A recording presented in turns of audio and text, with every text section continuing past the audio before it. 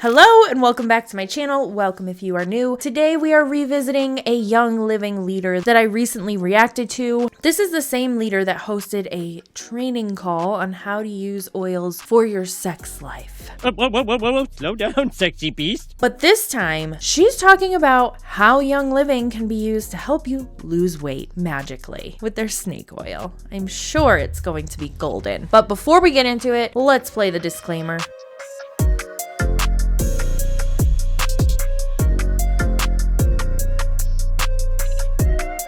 All right, now that that is out of the way, if you are not new here, you know that we have one more piece of housekeeping. And if you've already heard this spiel, I do include the chapters so that you can skip ahead to the reaction, either by clicking the timestamp in the description or finding it here on the bar. Otherwise, listen up. I do not blur the faces or the names of the individuals that I am reacting to in my videos. This is a personal choice, and this does not mean that I am inciting hate toward these individuals that I am reacting to. I am also not encouraging anybody to go and seek these individuals out and send them hateful or mean comments or messages, so please do not do that. My content is meant to be educational and most of all entertaining, so let's do our part and keep it that way. Also, really quickly, I just want to thank the individual who sent me this training. I appreciate you so much. If you have something that you would like me to react to, I always leave my email in the description below. Just add it to your Google Dropbox and then share it with me, and that's the best way for me to get content from you guys, but I appreciate those of you who have been sending it my way so far. And with that, let's get the fuck into it. How are you tonight?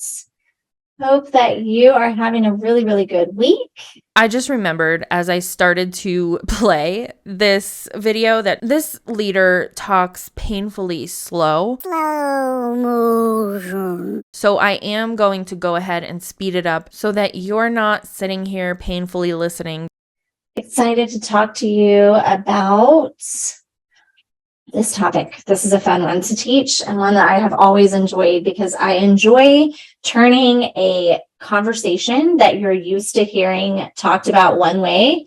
I enjoy turning it on its head and helping us to think about it differently, helping us to ask ourselves some hard questions, ask ourselves some deep questions, and make sure that we don't have thoughts and patterns that are not serving us in terms of our thoughts around something. And I think that there might not be anything more than this topic that we might have some upside down thoughts about. And so that's why I titled this class the way that I did, because I think that we hear these honestly super confusing conversations around weight loss, right? Do you ever feel very confused when you go and listen to things about this and hear conversations about it? And you're like, one person's telling you only eat this way. And then the other person's like, the only way to lose weight is to work out this way. And then the other person is like, it's not, you should never want to lose weight. That's so terrible. Love yourself the way you are. And then the other person's like, it's really not healthy for you to be the way that you are, the weight that you are. And you're going to feel so much better about yourself if you change that. And then the other person is like, just think weight loss thoughts and you'll lose weight. And the other person is like, nurse a baby and it will all fall away. And you're like, this is not happening. Would you please tell my body that? And I mean, it just goes on and on and on. You're like, can baby weight last for 25 years? Because that's what I'm dealing with at this point. Like the list just never ends. And it's like all of these different things. And it's so confusing. It is so confusing.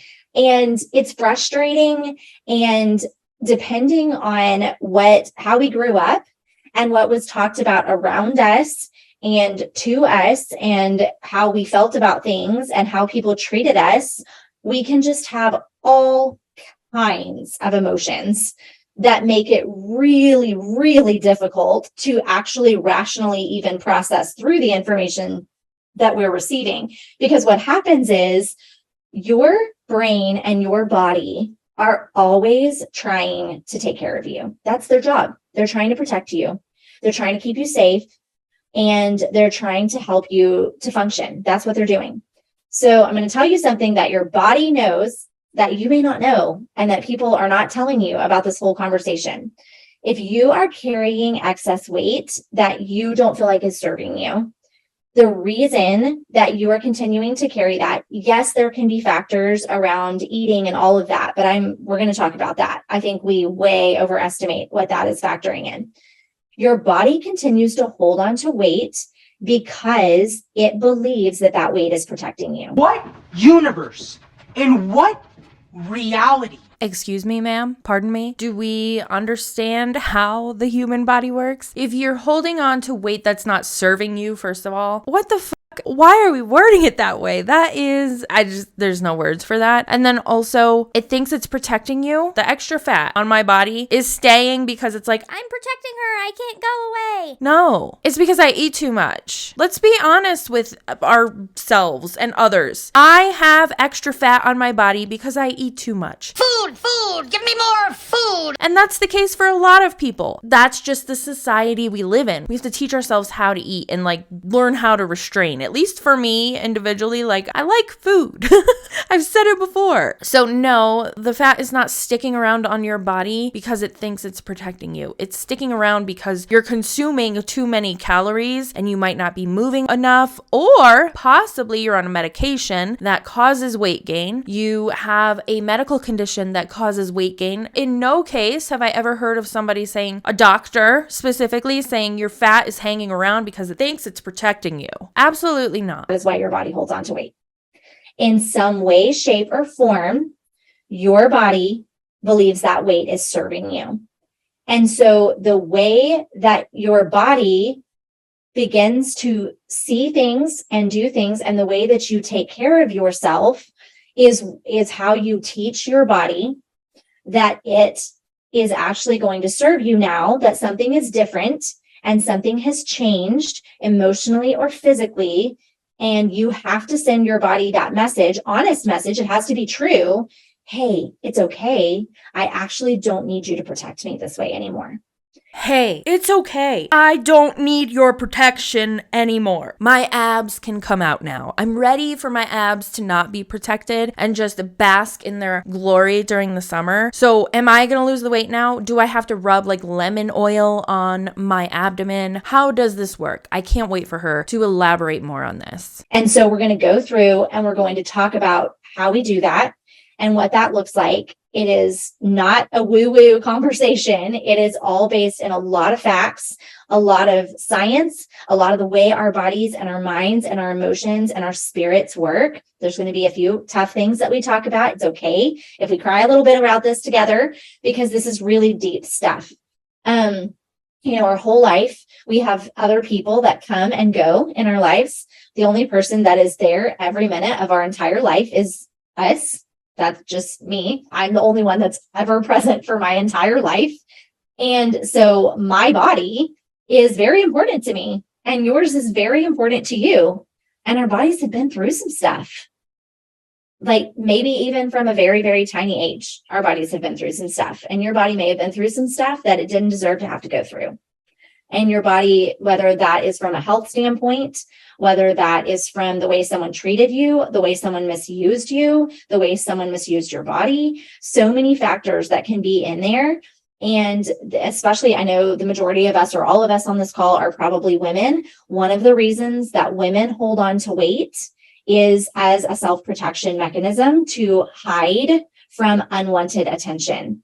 And that is not that's a whole topic that would be too much for this call to go into, but that is really something to look into for yourself and to ask yourself that question, because there are a lot of reasons in our world and what women have to deal with and what women have to go through that they don't want attention that is given to our bodies. And it is sad and it is hard. I just want to remind everybody and also let you know, if you didn't see the first video that I reacted to this individual, first of all, I'll link it below. Secondly, she does not have any kind of certification or education or licensure behind this. She's not a therapist. She's not a physician. She's not a psychiatrist. She's none of those things. She signed up for Young Living, essential oil, multi-level marketing, Online scammers. and immediately thought, oh, I can adopt their thoughts and make myself sound like I'm a therapist in all of my trainings. And that is what she's doing in this one, in my opinion, this far into the training.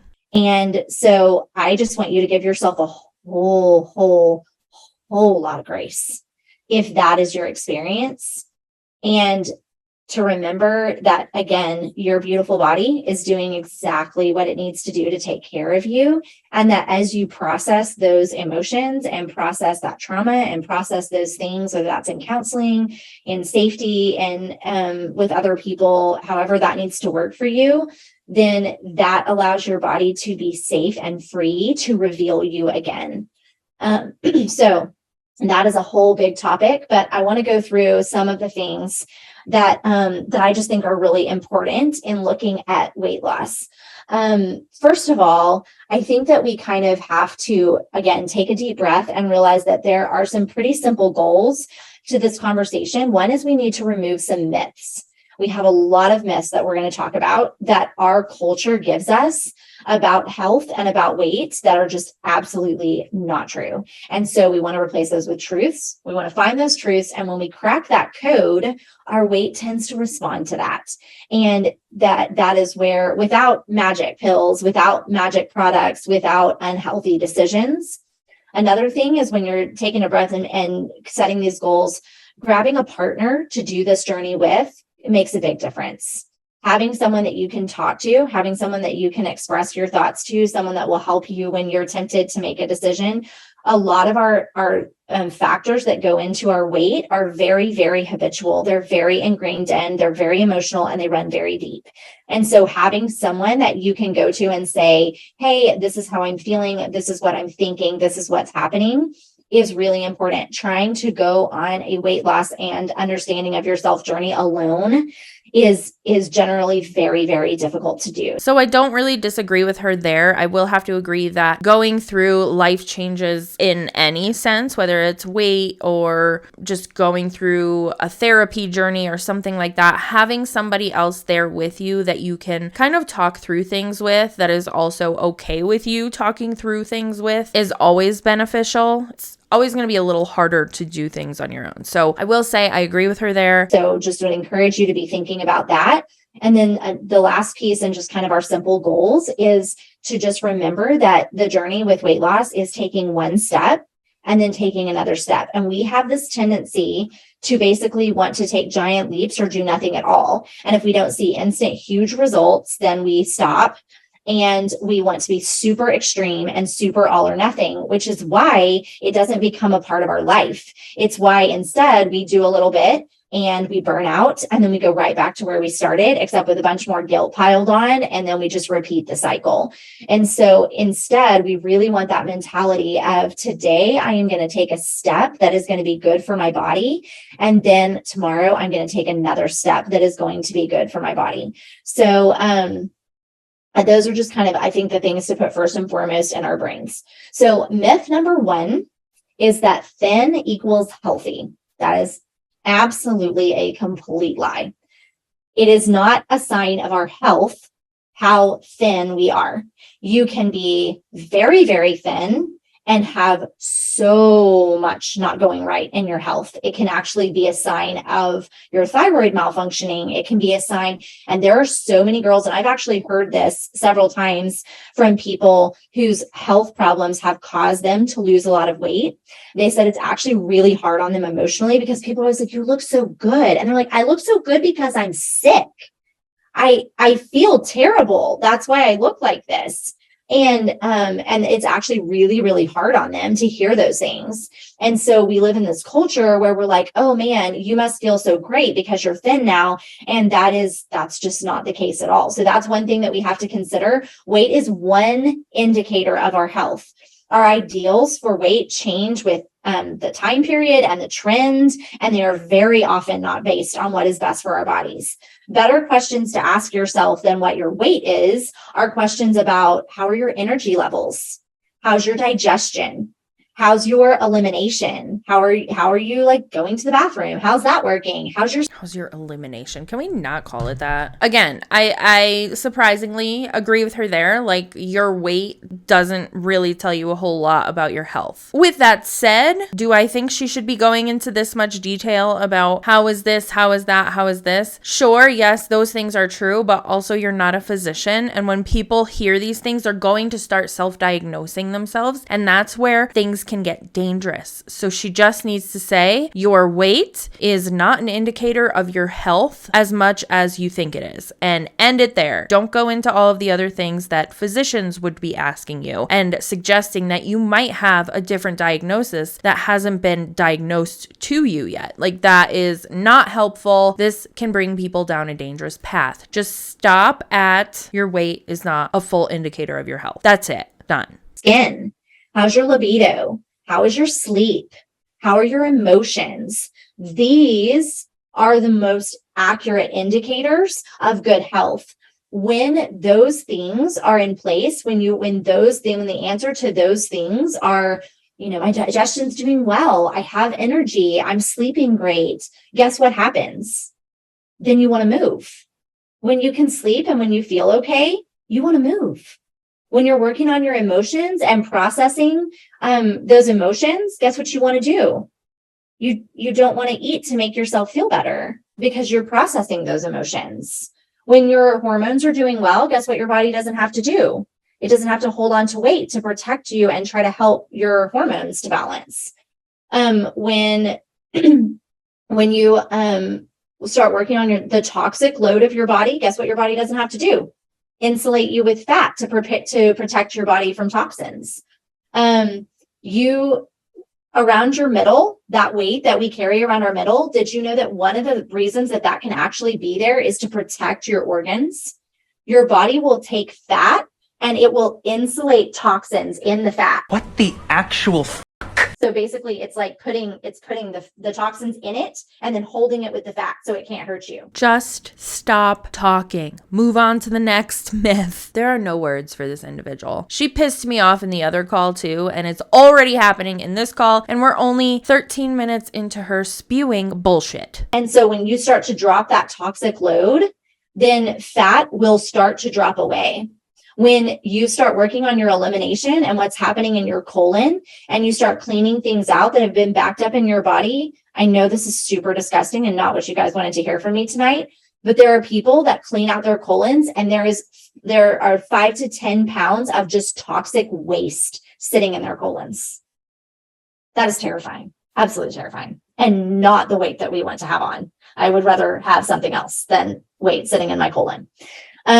So there are just so many things like that. When thin is the goal, then it is rarely achieved in a way that is good for the body and a way that can be maintained. When health and quality of life are the goals, then this provides motivation for lasting life change. When you love the way you feel, you keep doing things. When you are thriving and energetic, you keep doing things. When you are starving and deprived, that does not go well. And our bodies never, ever respond well to this process of deprivation. When you put your mind into a mode of can't have, can't do, can't see, can't, then you automatically are just always like must have. And it's so interesting. I guarantee you there could be a food that you don't even care about. And so right now, I'll just throw something out there, like an Oreo, for example. Maybe you haven't had an Oreo in 30 years. It's not a food that you even ever think about. It's definitely not your favorite thing. You can take it or leave it. You go into stores all the time and don't buy any and you walk back out. If I told you, you may not have an Oreo, you may not touch an Oreo until the end of 2023, you cannot have one. What would happen to you? What would happen inside your head? I honestly still wouldn't want an Oreo because I don't like Oreos. Shocking. I know, because I love food so much, but I don't like Oreos. So if you told me that's the one food I couldn't eat for a year, I'd be like, sweet, I don't like them anyway. More than likely, all of a sudden you would be like, I love Oreos. I didn't want Oreos, but I can't have them. Why can't I have them? Why are you telling me I can't have them? I can't have them. And then you go into a store and you walk by the Oreo thing and you're like, can't have an Oreo, can't have an Oreo. It plays tricks on our minds, you guys. We are not built for that at all. But what does work really, really beautifully is when we start to flood our bodies with things that are really good for it.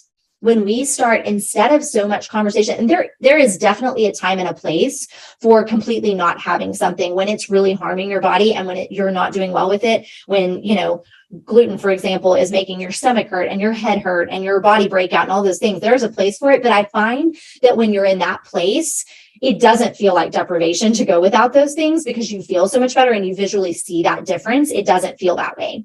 But for example, if instead of that focus, you focus on, I am going to flood my body with these things that it needs, you start to feel very different. You feel satiated. You feel like you have what you need. You feel like you're provided for. And remember what I was talking about at the beginning when I said your body holds on to weight because it thinks that it's serving you. Admittedly, again, I don't disagree with her. These are myths. I went through training to be a certified nutrition coach. So I have also worked with nutrition coaches. So I understand what she's saying. I understand that this second myth that she's discussing of restriction, like once you tell yourself you can't have something, then you want it more. I know that I don't like Oreos, so that's not going to happen for me. But if you were to tell me I couldn't have, I don't know, pasta. Like when I was keto, so I tried keto for a while years back and I couldn't eat pasta. And so I wanted it so much more and I was cranky. So I do agree with her there, but she's over explaining the out of all of these. For example, restriction is the way to lose weight. No, restriction's not the way to lose weight. Allow yourself to have it in moderation and don't overdo it. Once you have satisfied that craving and you are full, stop eating. That's where it should have stopped. Not turning it into all of these different things, because again, like I said, this can get dangerous when people are hearing all of these different things and researching things online and going to Dr. Google and finding all of these things. They're automatically self-diagnosing themselves without seeing an actual professional or even listening to an actual professional, because she is not a professional. She's just in an MLM shilling her oils. She's literally selling snake oil.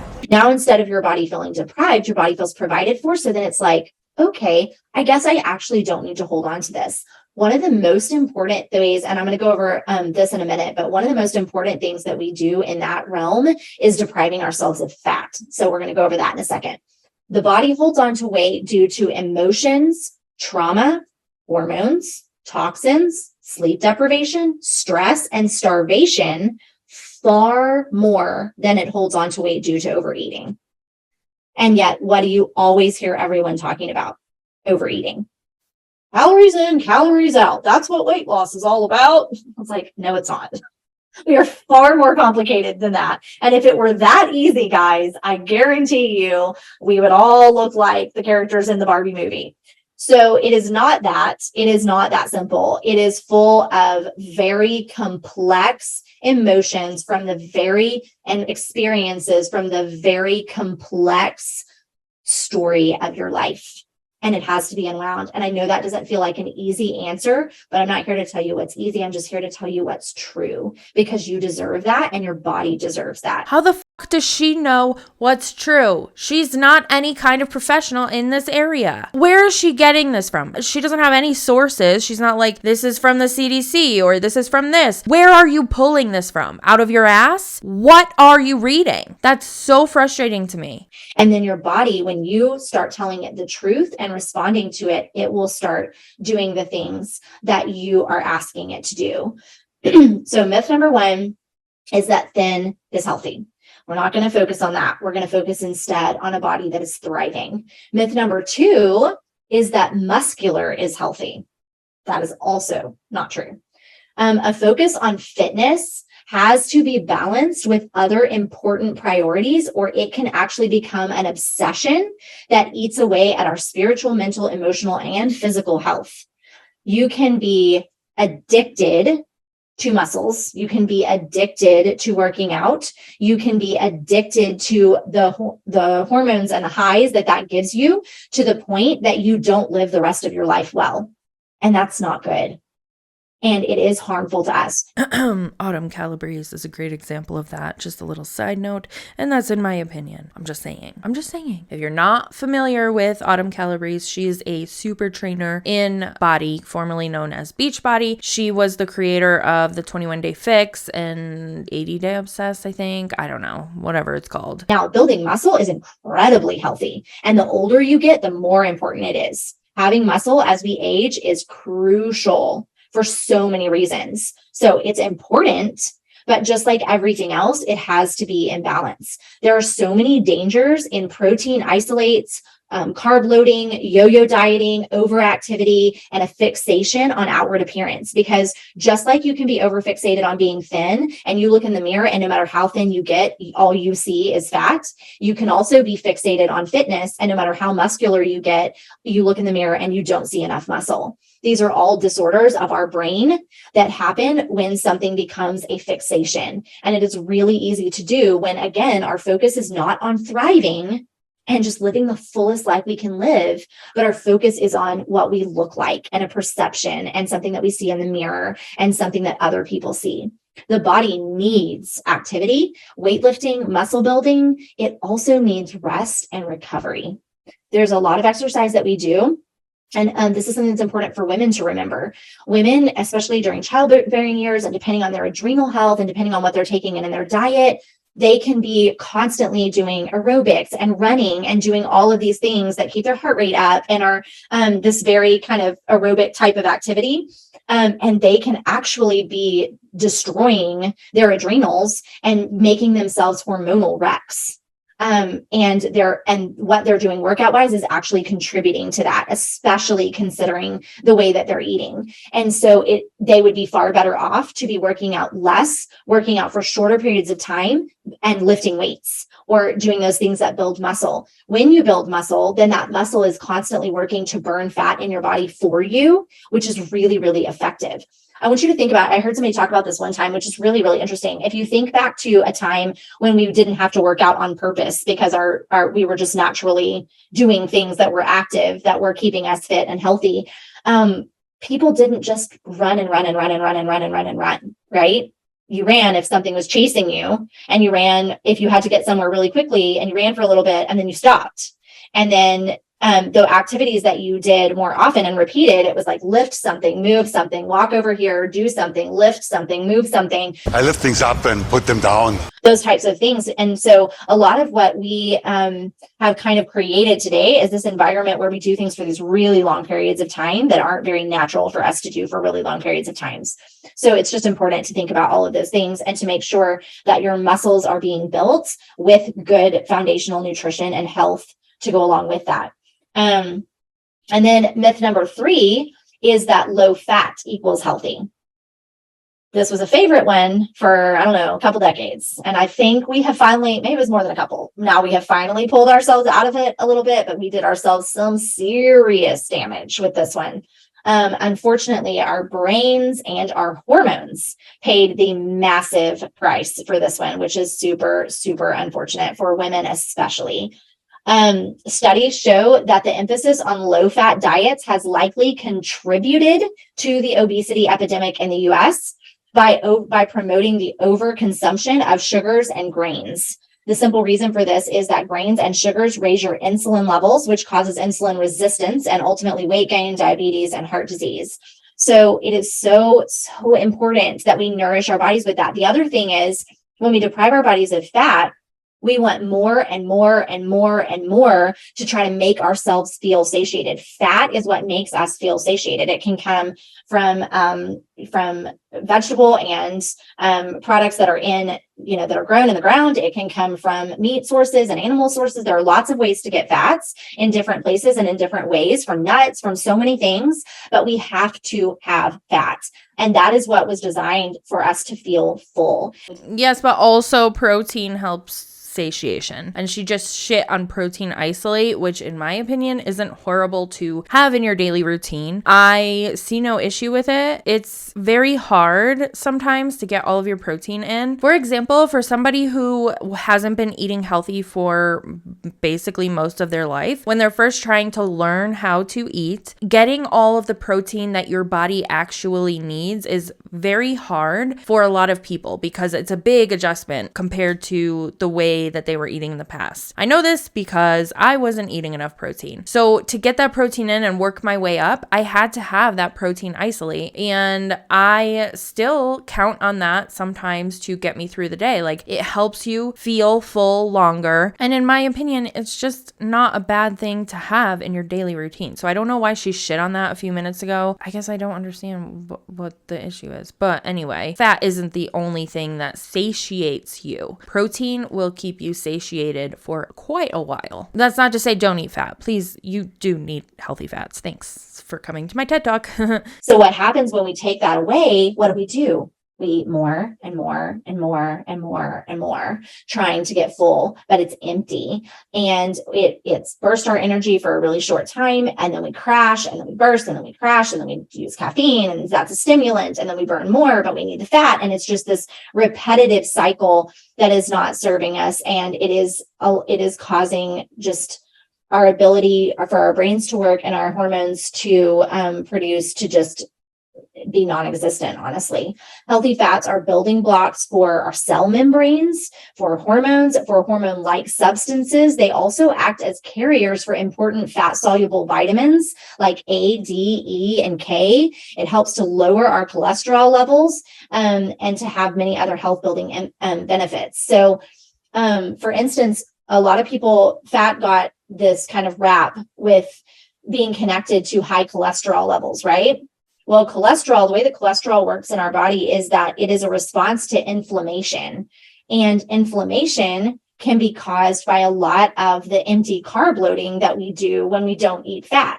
So we actually were causing the exact opposite to happen when we cut those things out of our bodies. And what we replaced them with was these low-fat things. And then what they came into and did to make low-fat things don't taste good. They just don't. And so what we did to make them taste better was we made them sweeter, or we added additives to them, or we did all these other things to fill them in. And then we just continued to create more and more havoc on our health. So those you will find, and so many women find this, that by increasing the amount of fat that they're eating, they start dropping weight. But you do have to ask yourself what the source of that fat is, and make sure that it is from healthy places, from healthy organic foods, from foods that you can digest. If you're not digesting the fats, then you may need some enzymes to help break that down. That can very easily be something that happens. Essential Zymes 4 is a great enzyme supplement to help you to break down fats. One of the ways, again, sorry for this, but one of the ways you can tell that you're not breaking down fat in your diet is when you have a bowel movement. Do you see a lot of fat? Do you see that in your bowel movements in the toilet after you go to the bathroom? That can be a sign, that floating fatty look to that can be a sign that you are not breaking down fat in your food. So that's a good thing to watch for. Ma'am, please just stop. Stop. You're not a doctor! Now people are going to be examining their shit in the toilet. Looking at your poo. And being like, oh, I see extra fat in there. Stop the madness. You could look online and kind of look that up and be watching for that. But it's something that you do need to be able to break down in your body, or it's not doing you a lot of good there. You want to make sure that you're getting those things to your brains and that you're able to use a vitamin A deficiency is something that we're seeing a lot. Some of the results that people saw from long COVID were because of massive depletion of vitamin A. And again, that is a fat soluble vitamin. So you need fats to be able to use those vitamins and hold those vitamins. So those are all just really important factors there, but mostly your brain survives on fat. So if you feel like you can't think, those are some other things to factor in. That's why our MindWise is a source of good omegas and fats. I take MindWise every single day because I know my brain needs as much of those good things as I can get. If you have attention deficit issues, if your kids have trouble with focus, fat, and the vitamins that go with that are just like food for your brain and for adding in your ability to pay attention. We're going to go back to some more products for some of that too, but our last myth that we're going to go over is that sugar-free equals healthy. I know. When something says sugar-free, I run. It doesn't mean that cutting our sugar is not healthy. Cutting our sugar intake can be healthy, but something being sugar-free is a giant red flag. And unfortunately, a lot of things that market themselves as weight loss and market themselves as parts of programs and parts of diets for that are sugar-free and they have artificial sweeteners that basically trick your body into thinking that it's going to receive sugar or calories. And then when that sugar doesn't come, your body continues to signal that it needs more, which results in you craving more carbs and sugar. So you're literally doing this psychological number on your brain and your body that create chaos and addiction. Why do you think people drink Diet Coke literally feel stronger about it than any person ever has felt about a regular soft drink? It's because of this process. It's because of the massive addiction factor that those artificial sweeteners create.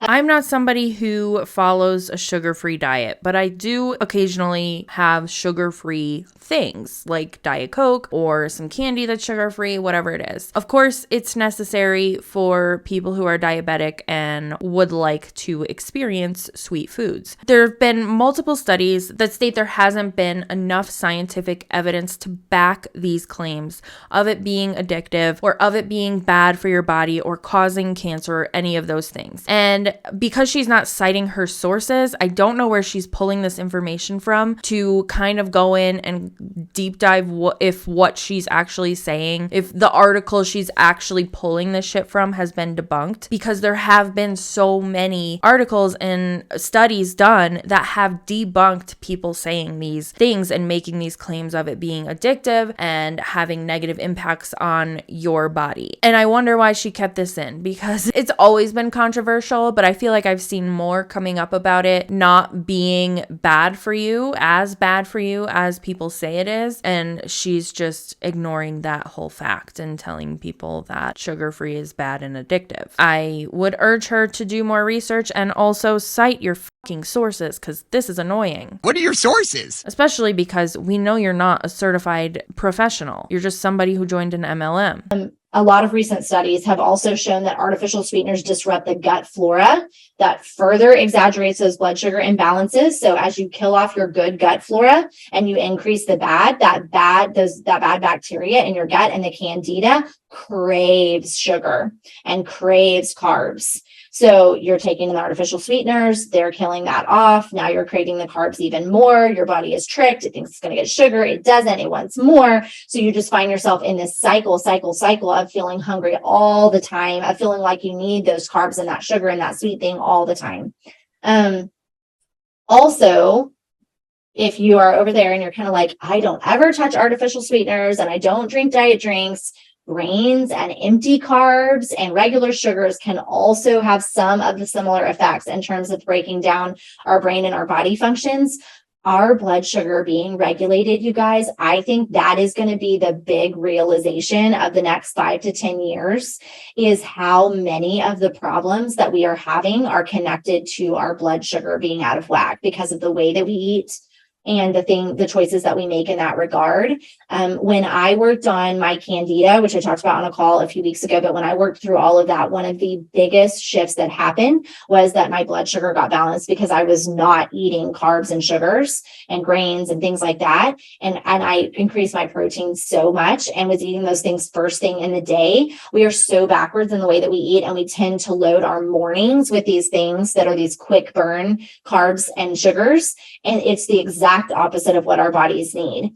So we'll kind of work our way back up our list a little bit with some suggestions and talk about a few things.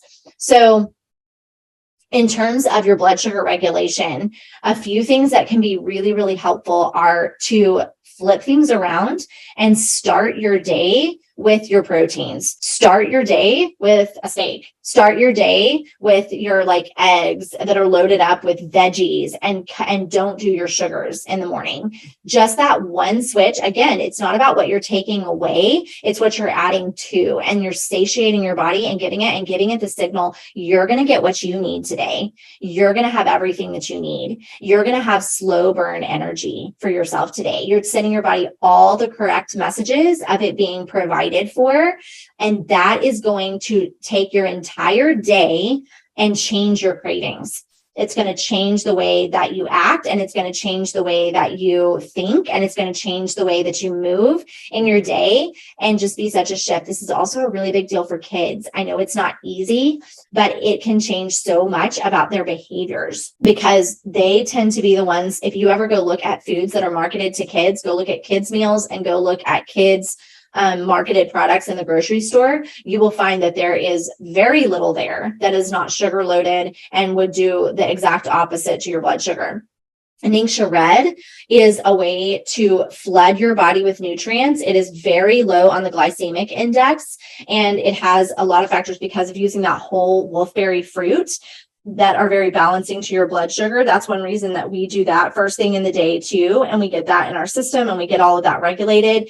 I was just thinking to myself, like, what is the purpose of this call? She hasn't mentioned much Young Living at all. And then she mentioned the Red NingXia. So if you're not familiar, Red NingXia is a drink that Young Living carries. And it's basically fruit juice from what I'm seeing on the ingredients. It's got a proprietary blend. So with proprietary blends, what's good to know about those is that you don't know how much of each ingredient in that blend is inside of this proprietary blend. So in the proprietary blend is NingXia wolfberry puree, blueberry juice concentrate, plum juice concentrate, cherry juice concentrate, aronia juice concentrate, pomegranate juice concentrate, and then they have another proprietary essential blend of grapeseed extract, orange essential oil, yuzu essential oil, lemon oil, tangerine oil, and then other ingredients like tartaric acid, natural blueberry flavor, pure vanilla extract, malic acid, pectin, sodium benzoate, natural stevia extract, which is interesting because a lot of sugar-free things contains stevia, but she's out here saying don't consume artificial sweeteners. So it's a bunch of juice and essential oil in a bottle that is extremely overpriced. For a 2-pack, it costs $107.89. Are you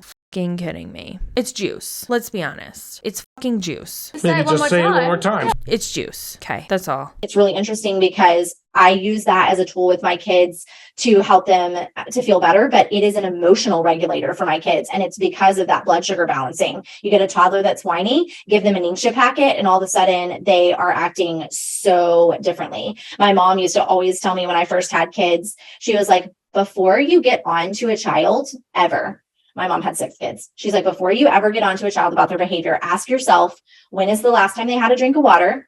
When is the last time they had some protein? And when is the last time they rested? Because those are decisions that lie in your hands with a small child. And those are things that you need to ask you before you're requiring things of them. And it's not that we don't teach them the things about behaviors and all of that, but we have to ask ourselves the mom questions first because they don't know that. And they don't know how to get those things. And they don't even know that they need those things. So I always think about that. And a lot of times that water makes a huge difference, but I'll give them some NingXia. I'll make sure they've had something with protein to eat. And it is so hilarious because we were at my mom's with my mom has like 25 grandkids. I can't remember what the number is at this point, something like that. And we were over at her house. And one of the like very young kids that's 3 or 4 said something about, I'm having some fruit and I haven't even had any protein. And I just laughed so hard at a 4-year-old, even knowing to throw that out there. I was like, this is who we are. I haven't even had any protein. And so these things are just really important. And we love to flood our bodies with these nutrients, with these things that we need. Young Living has Balance Complete. They have Power Meal. They have Pure Protein. They've done a great job of removing the sugars from a lot of those, getting those to be really good basic building blocks that give you some protein, that have less sugar, that taste good.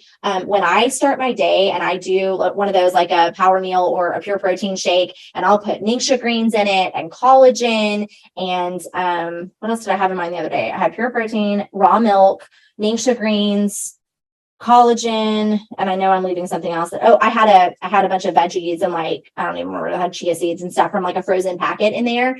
And I drank that, and then I had my NingXia drink that I had a ton of supplements. So between the NingXia drink and the smoothie, I realized I had 11 supplements, and I'm just sitting there double fisting these, and I drank them. And I had not slept well the night before, and I was driving my daughter. I was like, I feel so good. I have so much energy. And she was like, what did you have for breakfast? I was like, I had a smoothie. And I started listing out all of the things that were in it. And she was like, oh my goodness. And I hadn't even had any caffeine, but I just felt not like that buzzed feeling. I just felt so full of energy because my body was rushed with all of these things that were in my body that were in there. So those are all some things that we love to do to get our body started.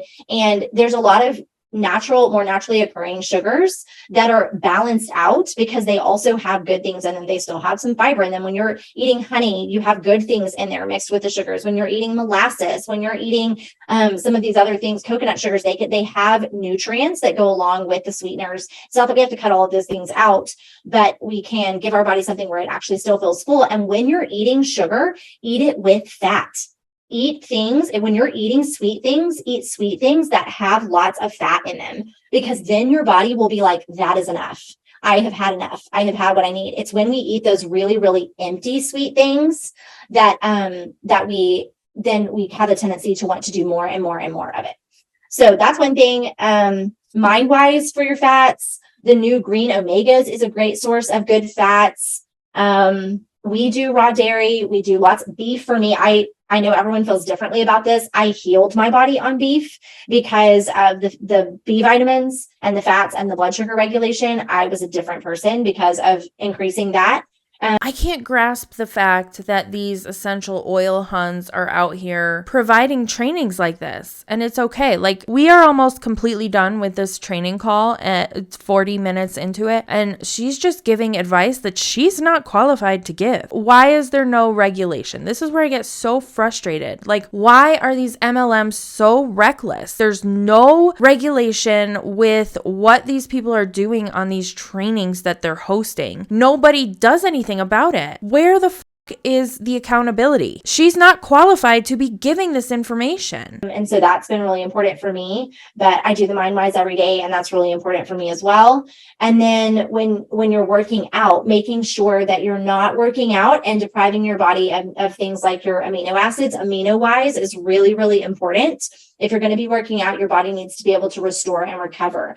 So if you're building muscle, if you're lifting weights, use your amino-wise. That's the other thing that I had in my drink that day. So that was one more thing. I'll type out all 11 things that I had in my 2 drinks, so you guys can go give that a shot tomorrow. When we do the amino-wise and the pure protein or the power meal, things like that to give our body recovery, it does so much better with those muscles. And then those muscles, when built, will burn our fat for us. I mean, we talk a lot about residual income. It's like, make your money work for you. Make your muscles work for you and burn your fat for you. That's what they do. And you work out and you set them off, and then they just start burning that fat away, which is awesome. Let them do their thing, but you need to give them what they need to recover. And then in terms of oils that can kind of curb cravings, one of those is Sleek Essence. I don't know if you've ever used that before, but it is an oil blend, and Sleek is our kind of weight loss line. But what I love about it is what the Sleek line is about your blood sugar regulation. That is the entire purpose of the Sleek line. It's not about this like stimulant laden quick burn of fat. It is about you regulating your blood sugar. So Sleek Essence supports the release of your free fatty acids and may help to break down your fat. And it curbs cravings. There's Sleek Tea is tremendous for your gut.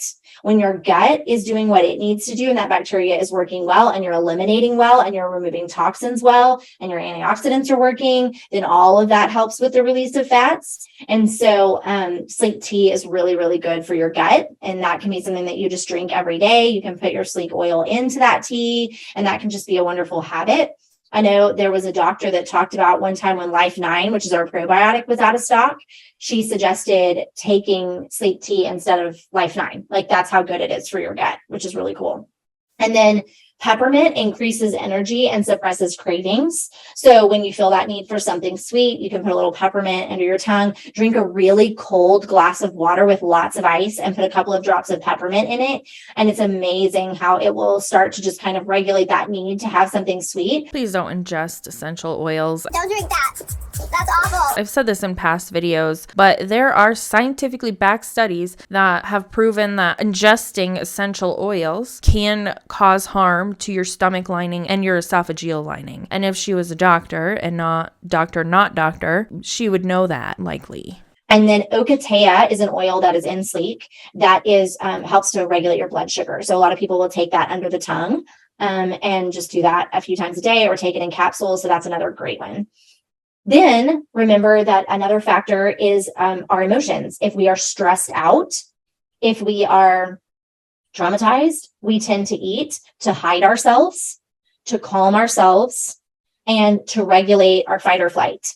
So it's that deal of I feel panicked. I feel like I don't know what to do. I feel nervous. I know if I go eat, then that will make me feel soothed and calmed. It's something known, and it's something where my body feels like I'm giving something to it, and something that is familiar and something that it associates with being soothed. And so then I'm going to repeat that pattern over and over again. If we can learn other ways to calm ourselves, then we won't have to do it as often through those things. So oils like Valor to help with the courage and determination that we need to make changes. When you go and start making changes to the way that you eat, your brain is like, start setting off all kinds of alarms. They're changing something. Everybody panic. We're all going to die. It's all different. Like that's what your brain starts doing whenever you do something that's a big change. And so reminding yourself, it's actually okay. Actually eating a steak for breakfast is not going to kill you. I know that that's not what you usually eat for breakfast. And I know you don't think that's a breakfast food, but here's some Valor. Be courageous and eat your steak. Like you just literally talk to yourself and remind your brain that change can be a good thing, and that you know what you're doing, and that you're making a conscious decision, and that you're taking care of yourself. If you need to do that out loud, do it. If you need to do it in a journal, do it. It takes time to reset our brain. Remember that about yourself. And again, acknowledge the fact, hey brain, thanks for trying to take care of me. Thanks for trying to protect me. Because you know what we do instead? We say things to ourselves like, you're so stupid. You can't even do this for one day. You can't even eat right for one day. You're so ugly. You always do this wrong. You always mess up. You always go back to eating what you do before. You've done this so many times and you never do it right. That's what we start telling ourselves. And then is it any wonder that we don't make any progress? Is it any wonder that our body goes right back to hiding us with weight? To hiding us in our habits? We're so mean. So excruciatingly mean to ourselves. Be kind. Speak kind words to yourself. Speak kind words to your brain. Don't talk to yourself in a way that you wouldn't let someone else talk to yourself, because it will never make progress. Your body will never cooperate with you. Would you cooperate with someone that was treating you like that? No, you would want to do anything to go against it and protect yourself. That's what your body is doing. Instead, you use those oils, use your Valor, use your stress away, use your white angelica. Instead of talking bad to yourself, don't go to therapy, use essential oils. Essential oils will not fix everything in your life. Sure, some of them might smell good. Some of them on the outside of your body might help certain things like headaches and things of that nature, but ingesting them or counting on them to help you with your self-talk and things like that, it's not going to work out in your favor if you believe this snake oil bullshit. Your stress away. Stress is a number one factor in weight gain and retention, which leads to just poor choice after poor choice. White angelica, it can help us with carrying the weight and expectations of others and feeling out of control, which leads to us carrying weight and stress. So a few ways that we can beat the stress as well as calming ourselves. One is with Cortisol. So Cortisol is a supplement that helps your body with hormone imbalance. When you're stressed out, your body releases cortisol, which is known as the death hormone. Very dramatic, but true. It is literally the hormone that slowly kills you. And so a little bit of it is designed to make our bodies kick into gear and do what they need to do. But when you live at raised cortisol levels, it is extremely dangerous. And so many of us are doing that today. And you can see cortisol weight and hormonal weight right around your middle. That weight that will not go away around your middle is... I am so angry with this woman. She just won't stop. Somebody needs to stop her. Very often related to hormones and cortisol and toxins. Those are the three things that is really, really very often what is going on there. So cortisol is some people take it in an ongoing way. More people use Cortistop for a short time, use it for a few weeks, use it for a few months until you feel that sense of being more regulated in that stress. Cortistop is really dramatic. I would say that it is instant. Like, you take it, and I would describe it as when you feel like things are just climbing and climbing and they're up here and they're choking you and you can't take it anymore and you feel anxious, and you take Cortistop and you feel it all drain out your feet in minutes. It's really, I know that sounds dramatic, but it's really, really true. And I think so many people need it. So that is a great one to consider. And especially if you have a lot of hormonal issues that go along with your weight that you can't lose. Super B is another. This is why it's dangerous that she is not a doctor and talking about cortisol levels doing this to your body. I'm not a doctor. I'm not a physician. However, some things that help me know a little bit more about this area of life is that I worked in an endocrinologist's office as a medical assistant, working directly with one of the nurse practitioners that worked there and seeing patients and taking care of patients. So I learned a lot that way, as well as just researching for my own health, because I've dealt with low cortisol levels. Now, for somebody who has experienced high cortisol levels for a long period of time and has dealt with maybe chronic stress, where, like she said, you're feeling all of the weight of the world coming up to here and you're like, I don't know if I could take anymore. Your body can switch that off like that. And according to the studies, which I will link in the description below so that you can go and read the entirety of them, there are a few that I looked up to make sure I wasn't making this up in my head. If you have dealt with chronic stress or chronically high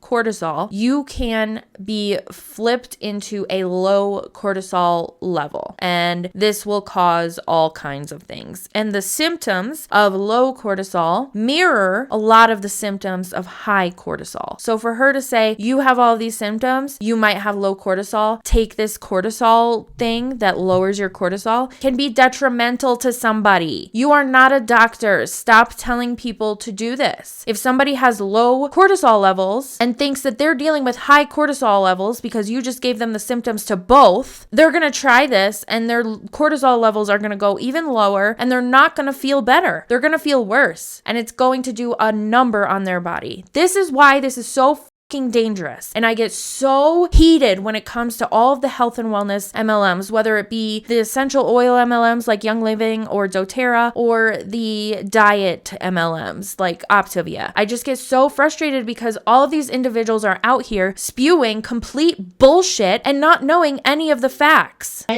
Stress depletes B vitamins, which results in exhaustion, which results in poor eating choices. And that's a vicious cycle that repeats itself. It also means that we don't have the energy to move. We don't have the energy to work out. We oddly enough, when we're overexhausted, we don't sleep well. So crazy. And so that those B vitamins being depleted by our stress levels can really contribute to all of that, to our mental health, which then causes us again to make poor choices. So taking vitamin B is really important. There's good amounts of B in Master Formula, which I can't recommend enough as just a basic core supplement for your health as a multivitamin. It's so good for you, so good for your gut, so good for all these aspects that we're talking about. But I take Master Formula and I take 2 Super B every day. And I think for so many women and at our stress levels and having had, especially if we've been in childbearing years and all of those different things, we just need a lot of B, unless you're getting a whole lot in your diet. And I get a lot in my diet and take all of those things. Then another thing for beating the stress is longevity. The longevity supplement is full of antioxidants because it's these oils that go in, they go through the cell membranes, and they carry those antioxidants all throughout our body to clean out our cells. And that slows that aging process as the body responds and cleans and clears and heals those damaged cells, which is then really effective for us in all the ways that help us to lose the weight and to be active and to move and to feel good and to thrive, which is the whole goal. So Cortistop, Super B, and longevity are really great if you feel like that there's a large amount of stress at the bottom of your weight staying on. And then those oils for calming, if you feel like there's a lot of emotions, if you feel like that there is potentially some of what I talked about at the beginning of the call in terms of your weight trying to cover you from trauma and things in your past, then I highly recommend going through either the Feelings Kit or the Freedom Sleep and Release Kit. Wait, what? Both of those are really effective for letting go of that trauma, working through that, and showing your body. Each of those oils and those kits helps your body to see that it's safe, that you're taking care of it, and that you're listening to it. It helps you to go back to that younger version of yourself and say, hey, I know that you got ignored. And so you started working to cover yourself because people weren't going to protect you. But now this older version of me, I see you. I see you, little me, and I'm going to protect you and I'm going to take care of you. And you don't have to hold on to this weight anymore to do that. You're no longer required to carry that role because I have now grown up and I'm a big person and I have power and strength and I am capable of doing that for you. Therapy in a box. So do you open these oils and little therapists and psychologists and all of these mental health professionals come out? Because if that's not the case, then you're spewing more bullshit. Stop. And so that message is really, really important. And if you need to journal about that and work through that, but just sending that message and letting that younger version of yourself know that you're there to take care of that and to process that can do so much for your body's ability to drop weight like that it's holding on to. And then just making sure that you're flooding your body with nutrients that satiate it. Things like we talked about, like those drinks, like the pure protein, the power meal, NingXia Red, Master Formula, MindWise, just so many. You guys, we have so many good things. I'm going to go and type in the chat what was in my drink, and you're free to go if you don't want to wait on that, because it'll take me a second to type it all out. But for those of you that want to see it, I will type it in the chat before I go. But thank you guys for being here. Thank you for spending your time with us. We have a whole lineup of great calls in August. We're going to be doing a call on sleep next week. That's going to be tremendous. Then we're going to do a call on kids health and a call on teen health. And since we're back to school, it's just going to be a lot of really great things. So be watching for that. And I hope you have a great night. And I will go type my drink in the comments. Oh my God. So they're going to be doing sleep health and teen health and kids health. Why? Why? This needs to be stopped. Please don't fall for this snake oil shit. Please, please, please. And as always, thanks for hanging out with me while I talk a bunch of shit. And I will see you in the next one.